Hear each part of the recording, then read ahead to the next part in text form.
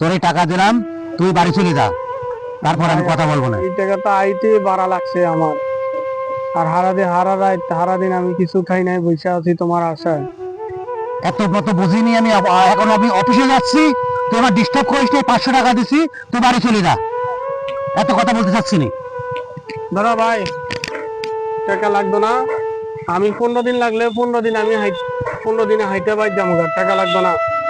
ধরো। এত অভিমানের দরকার নাই, এ টাকা নিয়ে টাকা রাখ। না না, তুমি টাকা নিয়ে যাও, আমার লাগতো না। আমার মা অসুস্থ, এত কষ্ট করি তোমার মা বাপ লেখাপড়া করাইছে।